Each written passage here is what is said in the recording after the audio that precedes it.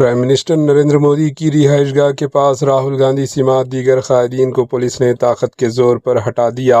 منگل کے روز کاکروچ جنتا party (CJP) کی قیادت میں پارلیمنٹ تک نکالے گئے مارچ کے ایک دن بعد مرکز پر دباؤ بڑھانے کی کوشش کرتے ہوئے کانگریس کے قائدین راہل گاندھی، ملکارجن کھڑگے اور پرینکا گاندھی نے نئی دہلی میں پرائم منسٹر نریندر مودی کی رہائش گاہ کی جانب احتجاجی مارچ کی قیادت کی۔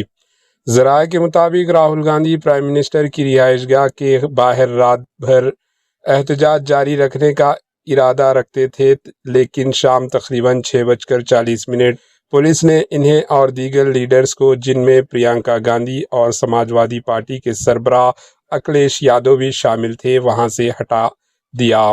پولیس کی جانب سے قائدین کو ہٹائے جانے کا ویڈیو سوشل میڈیا پر کافی وائرل ہو گیا، جس میں دیکھا جا سکتا ہے کہ آخر انہیں کس طرح طاقت کے زور پر ہٹایا گیا۔ Bureau report, AHN news.